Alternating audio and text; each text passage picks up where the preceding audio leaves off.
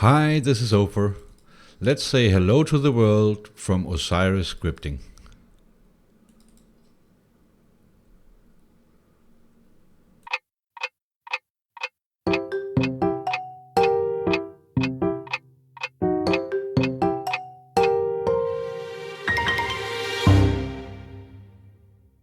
So, Osiris scripting. What on earth is he on about, I hear you thinking.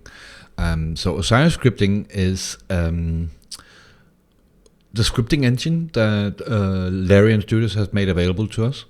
And it is used for, let's say, all the stuff that we haven't covered in this tutorial already, with stats and statuses and passives and so on and so forth.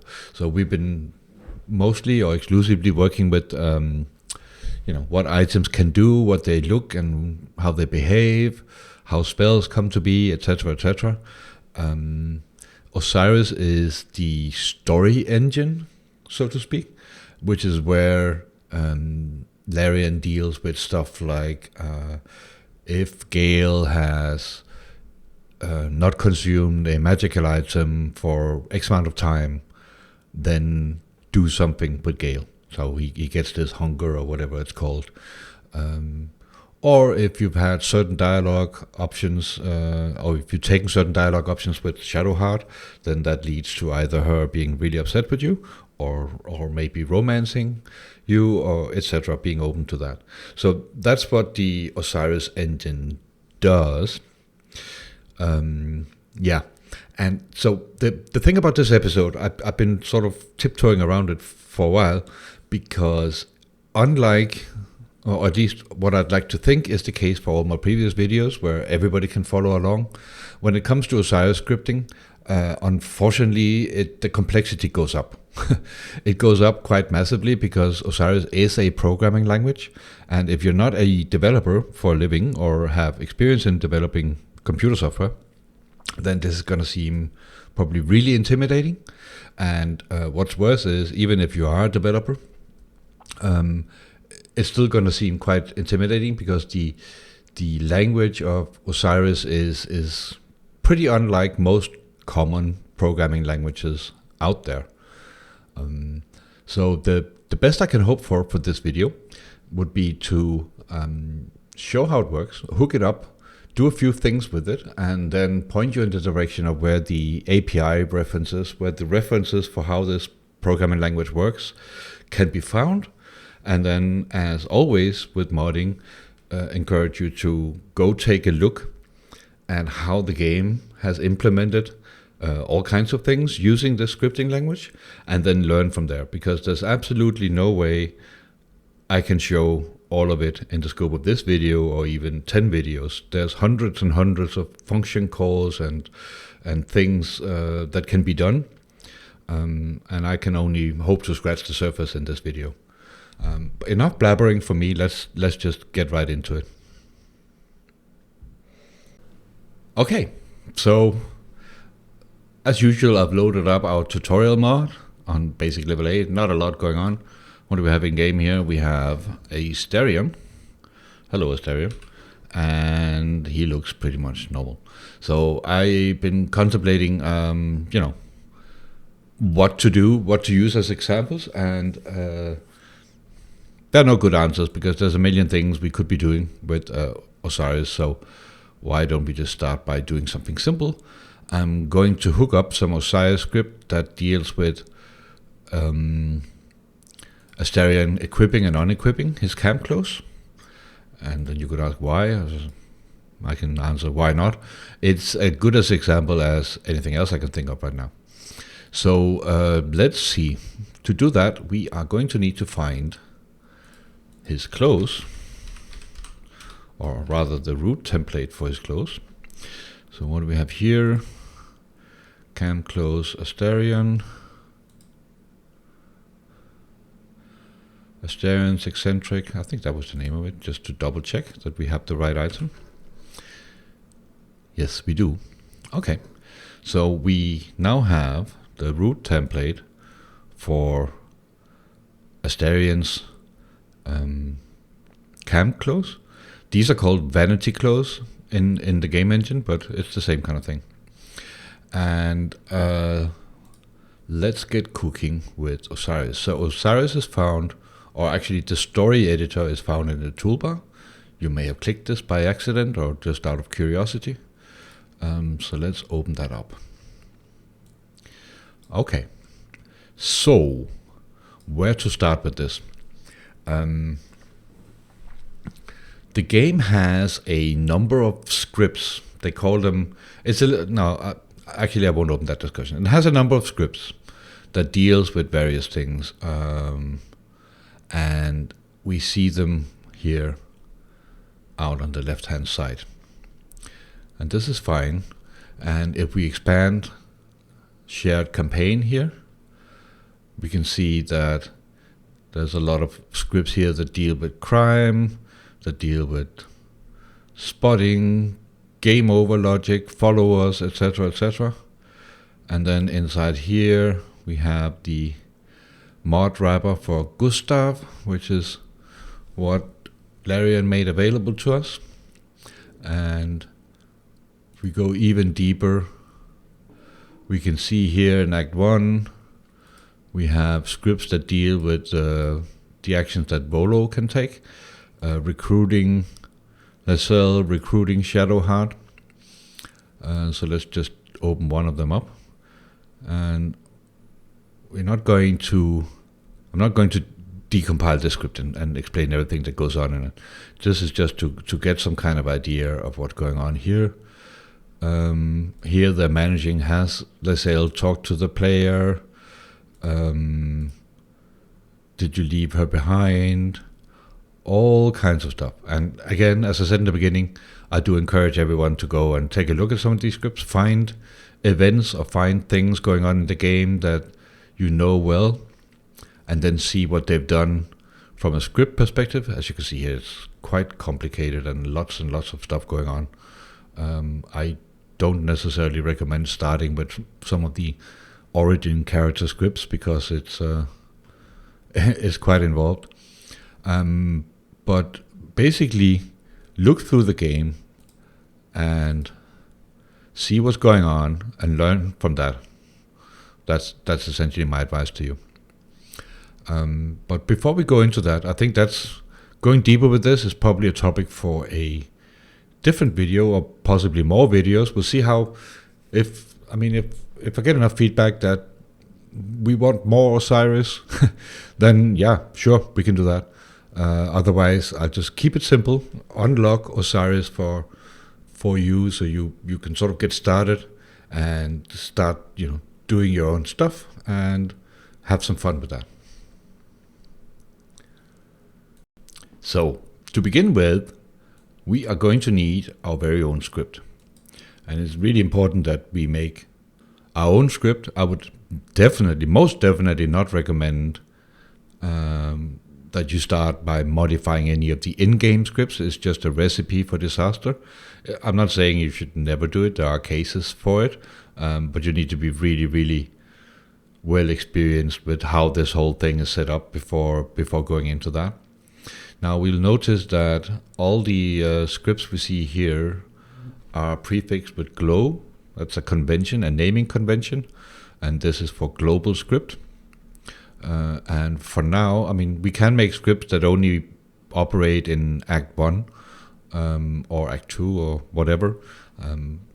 But that's, again, not really what we're after here. We're basically just after, remember that the case was, to figure out if Astarion is taking on and off his camp clothes. So I have Glow Analytics selected up here. I'm gonna right click that, and then I am not going to make a sub item. I'm going to add a new item. And as we can see here, new script pops up and says which mod, and this is our tutorial mod. And then we are going to make a glow underscore toot Astarion underscore camp close. So I'm not saying this is a use case that really makes sense for a real mod, but it should be good enough for what we're doing here. So glow underscore toot Astarion camp close. And the tool response by presenting us with our empty script. Okay, so to understand what's going on here, we have 3 sections of any script. There's the init section, which does all the script initialization, and we'll cover that a little bit later in this episode. Then there's the KB, which is short for, I have no idea. I can maybe look that up. It's not all that important. This is where the meat and potatoes of your script will take place. And then exit. So that's basically the opposite of init. If during init you're setting up some stuff, and when you're done with it, at exit you can sort of clean that up again. It's important to realize that the story editor is meant for goals. So a goal could be to recruit Shadowheart, for instance, or romance Shadowheart. Then during init you would set up whatever was needed to track that, and then during KB all the events and triggers and whatever else was going on would happen, and then at exit you would sort of say, okay, fine, I'm done with that, we've romance Shadowheart and this is now a thing. Just as a simple example. Now, what goes on inside a script is that we react to game events, and if the conditions we're after have happened or is happening, and if we're happy with that, then we take some kind of action. And it's important because all the scripts, so it's not so when it comes to programming languages, normally they follow a sequence. You have sort of like an entry point, and then you execute your code and you test for conditions, and then your code goes in one direction or another direction, etc. Yeah, that's not how Osiris works. It's purely event driven, and we basically say, hey game engine, could you please tell us if somebody, for instance, equipped an item, and then it's up to us to then say, well, is it the item we expect? Is it on the character we expect? Do you have a certain status active? Do you have a certain passive? And if all these conditions are met, then do something. Set a new passive, set a new status, cast a spell, whatever it may be. This sounds really confusing, but it's actually not. So the thing, and I'm going to link these guides in the description. The first guide I'll pull out is called Osiris Events and how to use them. So these are all on mod.io, but again, I'll post the links in the description. That basically, since we start with an event, then knowing which events is actually possible is really important. And on this guide, there's a list of events, and there's a lot of them. So I'll just quickly scroll through them.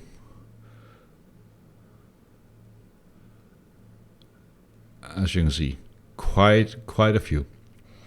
And which is why there's no way I can cover all of them in this video. But I do, however, know that there is an event called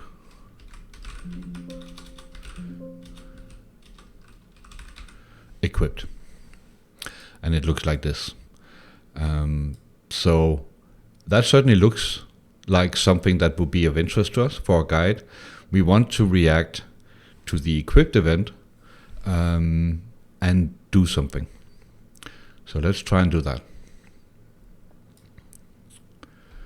So the way we do that is we basically go if equipped.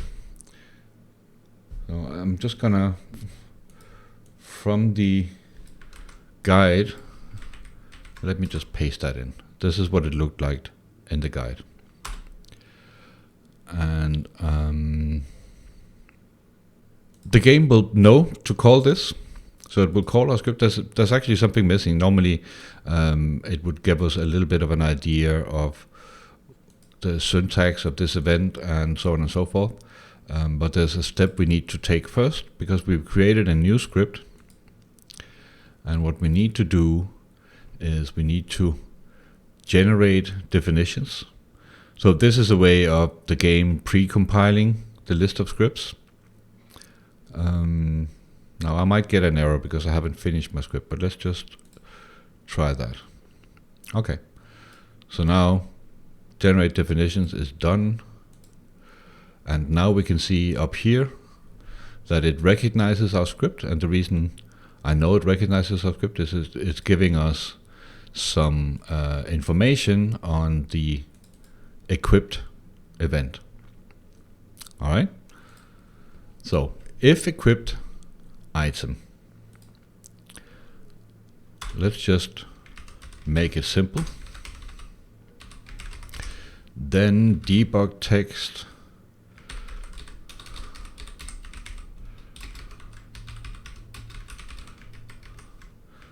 so for those in programming, they would recognize hello world is where everybody starts a new programming language. I don't know why. That's just the way it's always been. So if an item is equipped, make a debug text from the character who equipped the item and with hello world. Let's save that. So I click save up here, and then I do build and reload. So what this does is it builds our script and then activates it in the engine. But I am getting build failure. So let's take a look at that. And what it's saying here is it has no idea what's going on here, and that is because I haven't terminated. So in this scripting language, when you sort of end a block of code, you set a semicolon like this. And let's try that again. And again, I'm selecting build and reload. See if we have more luck this time. Certainly. So here we go. Build success. Our little script is in the world. Now let's see what actually happens. So immediately we see Astarion spamming hello world, and the reason for that being that he has lots of items on. So if we take the dagger off and we put the dagger back on, hello world. If we take the padded armor off, put it back on, hello world. So this is the debug text we see here, which is actually kind of neat because we could use that for a mini dialogue system or whatever. But it's cool because it means our script is working. You've now mastered Osiris. Congratulations. No, it's not that simple. Okay, so far so good, except we wanted the script to only react to Astarion putting his camp clothes on, not every item. So let's take a look at how we achieve that. So we found the clothes down here. Now let's see how we can test for that. And that actually leads into something that I promised I would cover and haven't covered yet. So in the init section is where we set up our databases, which is how Osiris deals with variables. I'm really trying to simplify some rather complex mechanics here. But for now, for this intro tutorial, just think of them as, variables and lists that we can do stuff with. So the way this is done is by writing in db underscore and then some kind of prefix. They need to be unique. If it's your mod, then as usual, do something that makes it unique. Put your mod identifier in here, put your mod name, whatever. Anything you want, just make sure it's unique so we're not messing with databases / variables that is already defined elsewhere in the game. And believe me, that's quite a long list. But if you prefix it correctly, just like your mod name and mod items, then everything should be fine. And then something. So for this, I'm going to say, okay, fine, db underscore tut underscore close. So these are the clothes that we want to react to. And then I'm going to go back here and select the body armor for Astarion, right click, and this time, normally when we operate with root templates, we just copy the GUID, but what we're after here is actually the name underscore GUID, or even type name underscore GUID, but we'll just go with name underscore GUID here. So copy name underscore GUID to clipboard, and then go back in the story editor, and then parentheses, paste it in. It looks a little bit funky, but this is actually going to work quite fine. Now I forget if I need a semicolon here. Probably do. There we go.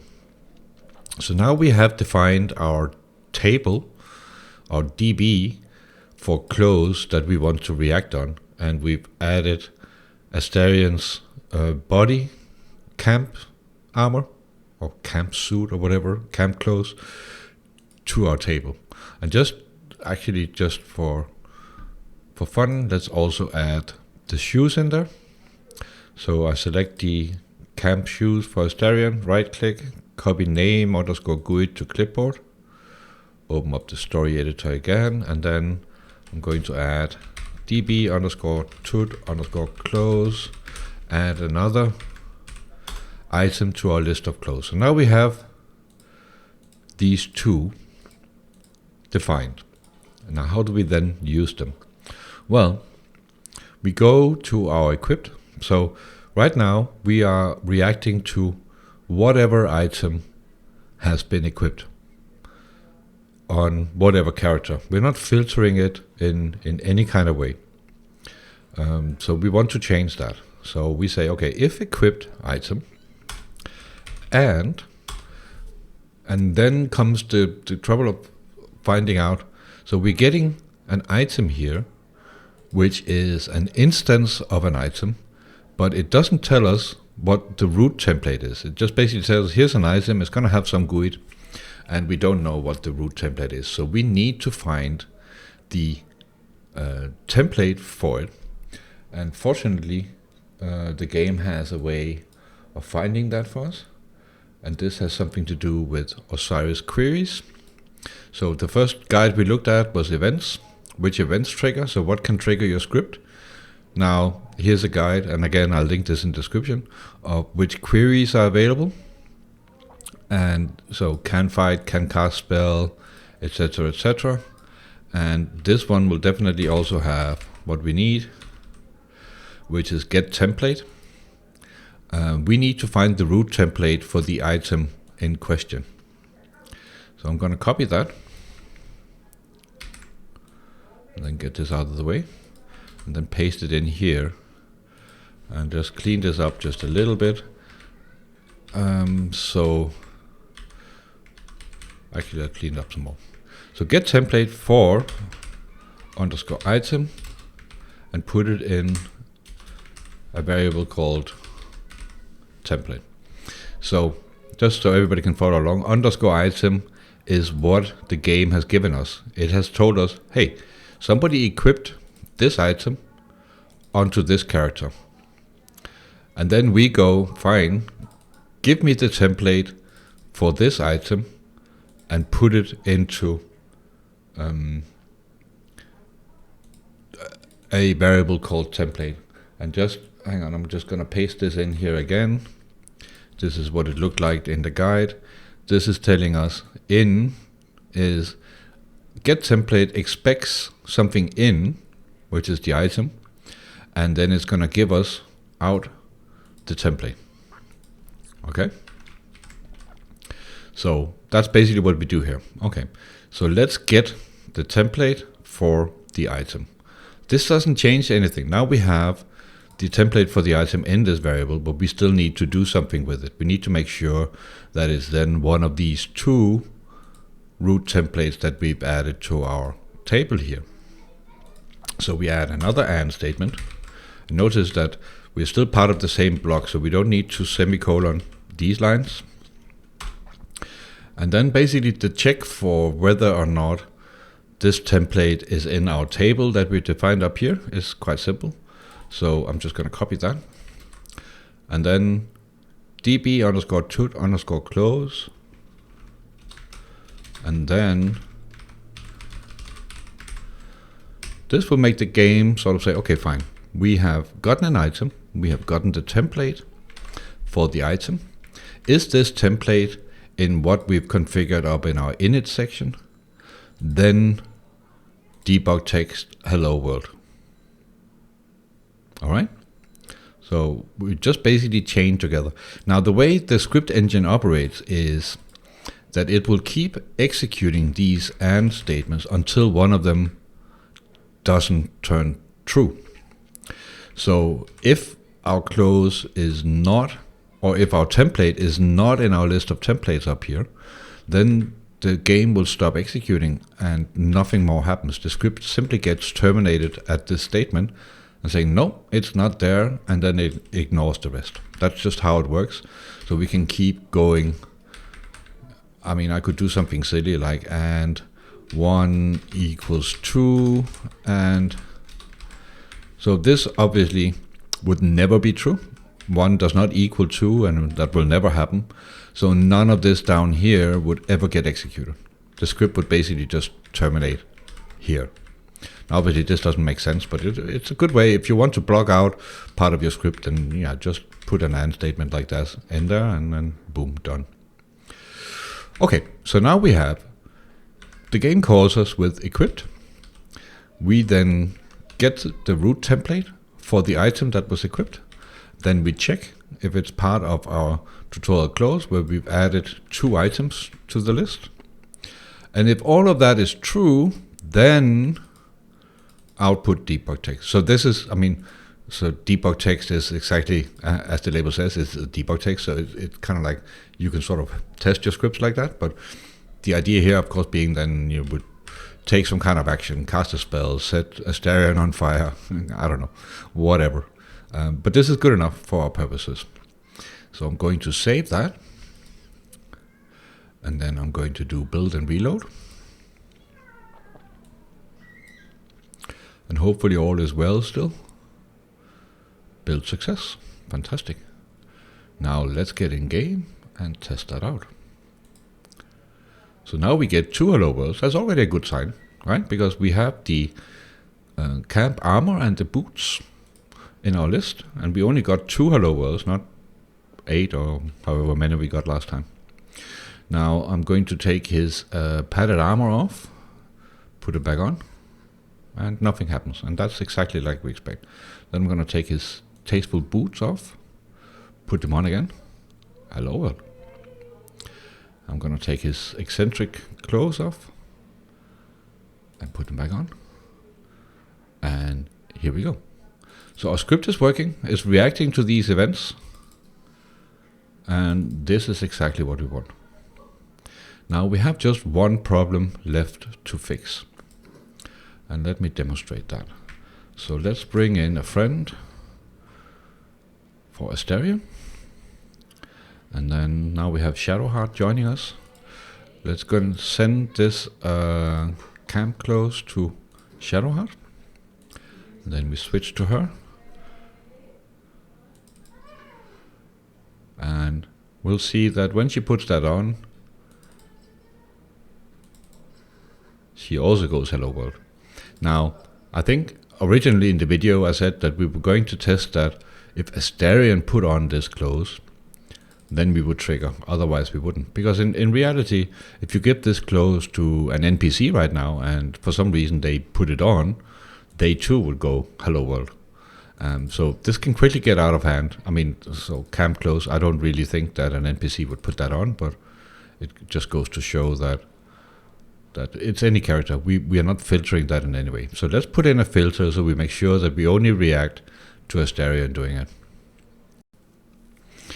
And to do that, we're going to be pretty much applying the same principle as we did for clothes. The only thing we need is to figure out what is the ID of Astarion. And there's probably many ways of doing that. But I have a feeling if we go to Act 1, Astarion Recruitment, the answer is going to present ourselves here. So here we go. DB avatars, S, player, Astarion. Let's just copy that. And then go back to our own script. And then we are going to make another database entry. DB dot players to react to, and then we add in the GUID we just stole for Asterion, and then we can pretty much go down here saying if equipped. So it's a good idea because of, remember I said the script terminates as soon as it meets a condition that isn't true. So that means we should try and front load, we should try and filter out as much as possible, as early as possible in the script. And the reason for that being performance, right? Because there's hundreds of these scripts, if not thousands actually, scripts running at all times. So the game is interested in making them terminate as quickly as possible. And the quickest thing we can do is, before we get template and before we do whatever, let's just see if we're dealing with Asterion at all. So what we can do is say and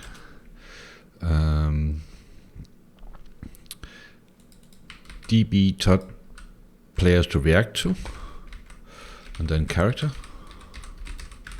So the very first thing we do is this Asterion? Because we're given the item and we're given the character, and if that character is in our list here, where we've only added Asterion, then we're good. And if it's not Asterion, then we simply don't care. You can terminate the script because it's never going to happen. So let's save that and do a build and reload.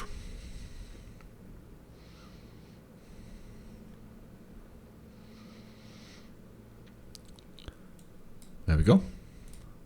And then let's get in game. So what we are expecting now is that the game should not trigger anything if Shadowheart push this on. And it doesn't. Then we're going to send it back to Asterion. Then we click Asterion. And then we put on this. And it triggers. So now, only if the player or if the character is Asterion, and only if it is our Asterion's eccentric close, then we trigger our debug event, which is hello world. And it obviously also works for the shoes. And I'd call that a great success. So this is the introduction to Osiris. This is a can of worms if there ever was one. There's so much stuff to cover. Let me know in the comments below if you're interested, and I'll do more videos on this subject. And until then, have fun modding.